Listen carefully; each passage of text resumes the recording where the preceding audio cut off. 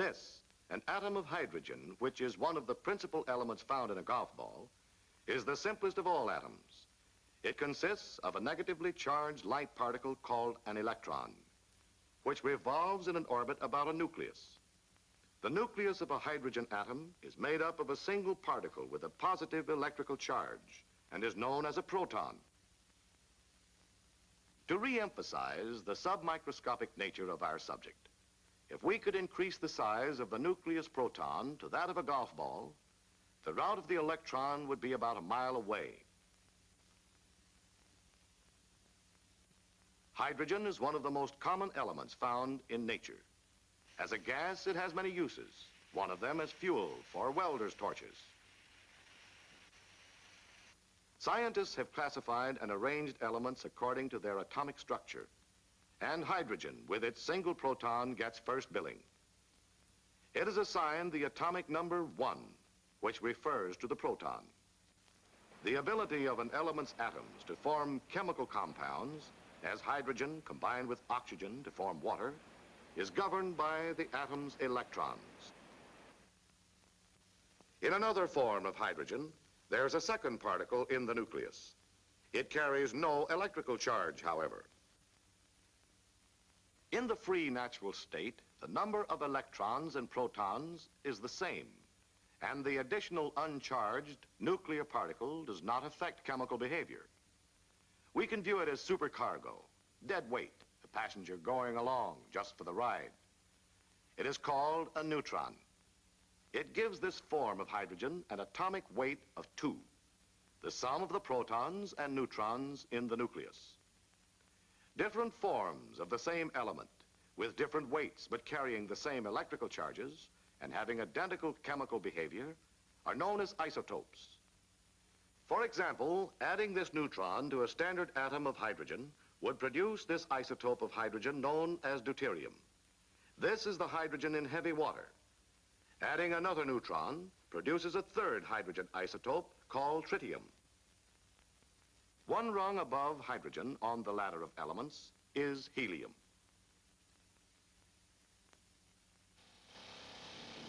One of the uses for helium you're probably familiar with is in lighter-than-air craft.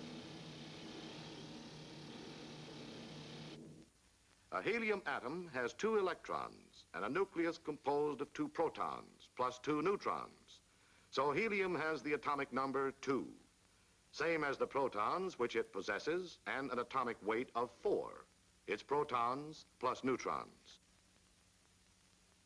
Going up the ladder, we find elements with atoms that become progressively complicated, with more electrons and increased numbers of protons and neutrons in their nuclei. For example, a neutral carbon atom with an atomic number of 6 has 6 electrons. In the nucleus are 6 protons plus 6 neutrons, so the atomic weight is 12. Carbon exists in many forms, high and humble, as diamonds and pencil points.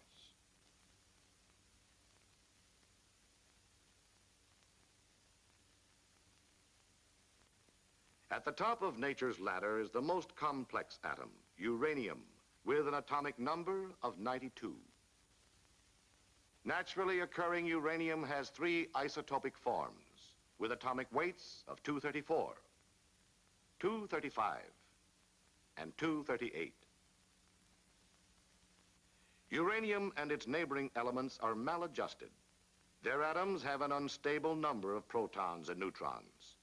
So, observing nature's law against lack of balance and symmetry, they try to become stable by getting rid of their excess nuclear freight. The manifestation of this inner struggle is known as radioactivity. The adjustment may release energy in 3 ways. Beta particles bearing a negative charge are expelled from the nucleus. They are essentially high-speed electrons. Alpha particles may also be shot out. They consist of 2 protons plus 2 neutrons and are positively charged. They are the same as the nucleus of the helium atom. Or the energy may be in the form of gamma rays, electromagnetic radiations like X-rays. Natural radioactivity causes these heavy, unstable elements to decay progressively down the ladder, eventually reaching a stable form of lead. The unit for measuring the rate of such changes or transmutations is the half-life, the time required for 50% of a radioactive material to decay. To illustrate, suppose you had a gallon of whiskey, and each day you drank half the amount in the bottle. The first day you'd drink half a gallon, and the whiskey's half-life would be 1 day. The second day, assuming for the sake of science you'd be able to sit up and take it, you'd knock off 50% of the remainder, or 1 quart. The third day, a pint, and so on. But you'd never quite get to the bottom of the bottle. There'd always be a half remaining. The fact that some radioactive matter always remains is not so important as the time required for the half to decay. Half-life varies from isotope to isotope. It takes 4,500,000,000 years for half a hunk of uranium-238 to become thorium-234. The half-life of radium-226 is 1,600 years. That of radon is slightly less than 4 days, while others have half-lives of fractions of a second. So far, we've been watching natural radioactivity. Man has stepped into the act, however, and in some cases outdone nature. Using as his guns cyclotrons and other accelerators, and employing hydrogen and helium nuclei, neutrons, protons, electrons, and other minute bullets, he has made stable matter unstable, produced radioactive isotopes of many elements. He transmutes lithium into helium with a hydrogen nucleus as the projectile. By striking the nucleus of a chromium atom with a helium nucleus, he changes it into radioactive manganese with the emission of a proton. Manganese in turn decays to iron with the emission of a beta particle and gamma ray. And scientists have gone up the ladder above uranium, creating new elements by hitting the nucleus with a neutron. If the neutron sticks, the atomic weight goes to 239, a new artificial uranium isotope. But the nucleus reacts by getting rid of a negatively charged beta particle, thus raising the positive charge of the nucleus by 1 and becoming a new element with the atomic number 93 and called neptunium. Neptunium is a malcontent, and it in turn emits a beta particle turning into element 94, plutonium. Even heavier elements have been developed, but we can stop with plutonium because it's one of the basic ingredients of an atomic explosion. Reel 2, take 1.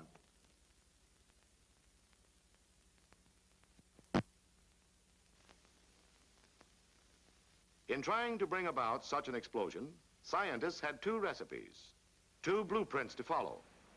The first called for nuclear fusion.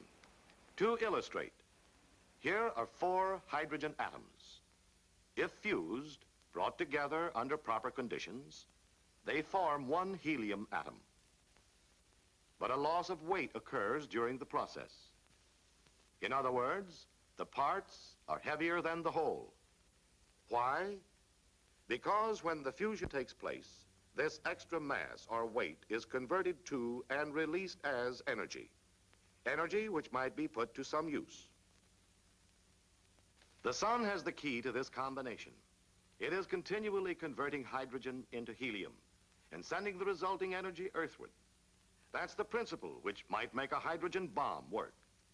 But to the scientists who wanted a quick solution, releasing a piece of the sun on Earth for a moment of devastation seemed a bit impractical. So they went to the upper end of the ladder and set about getting atomic power through the reverse of fusion by breaking heavy elements into lighter ones by a process called fission. Like this.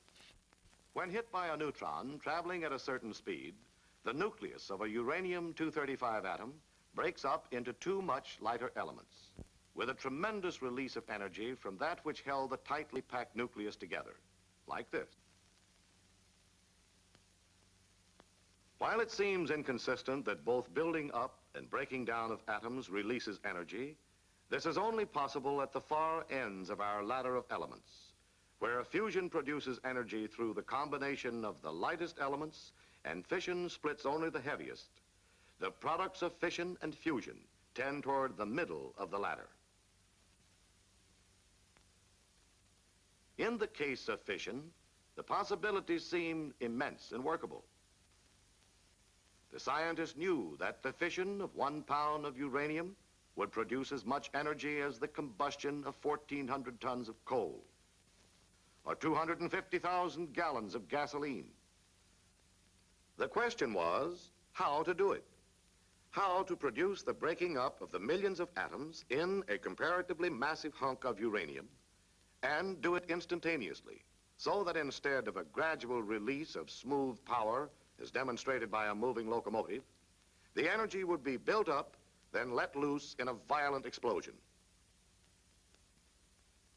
A path was indicated by the fact that fission of a uranium-235 nucleus by one neutron creates, in addition to the fission products and energy, 2 or 3 new neutrons.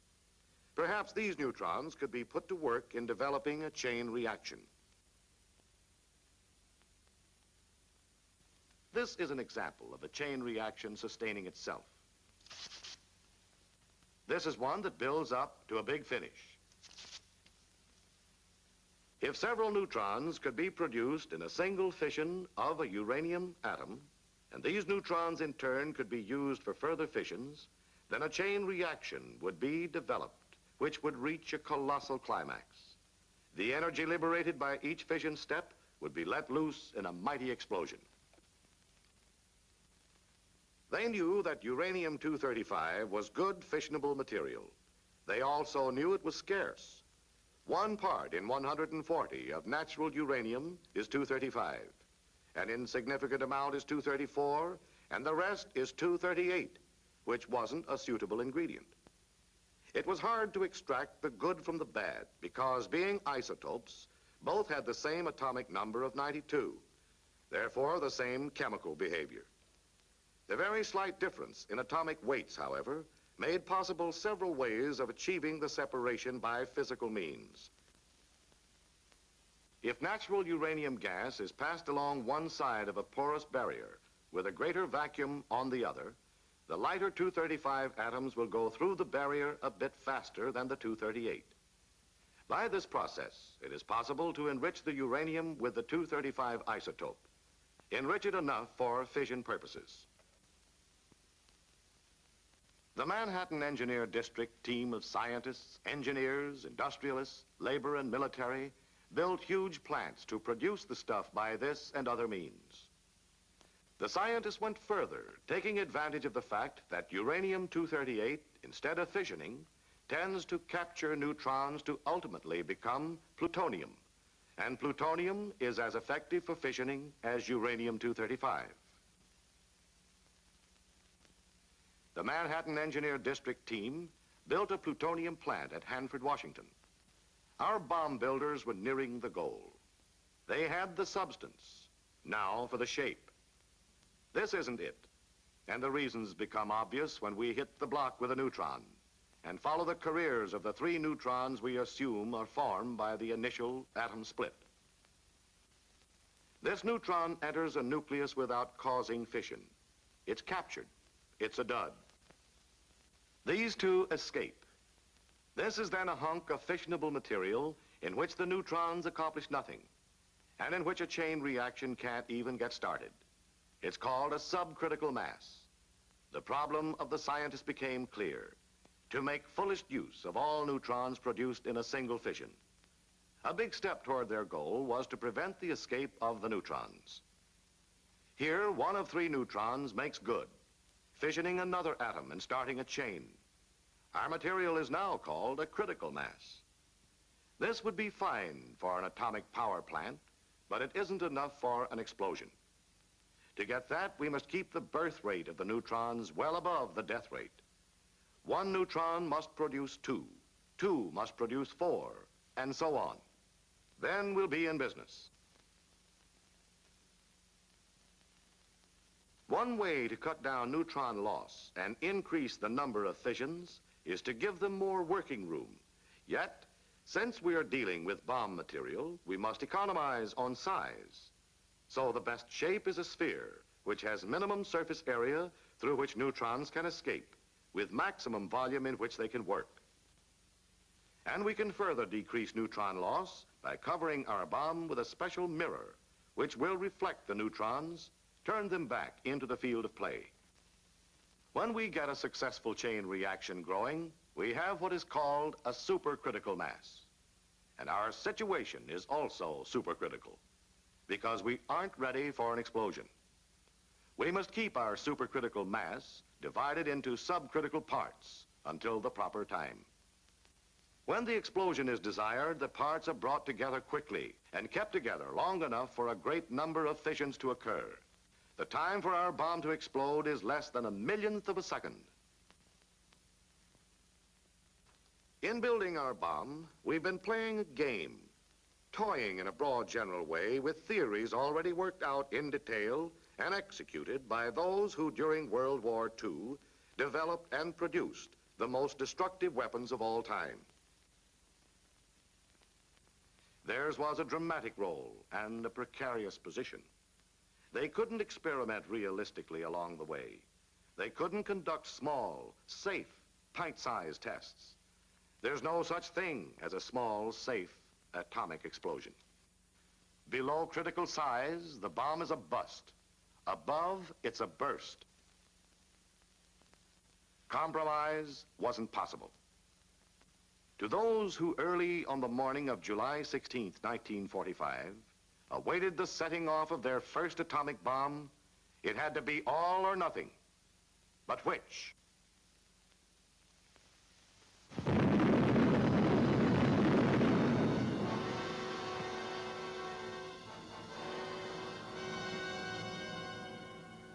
The answer left no doubts.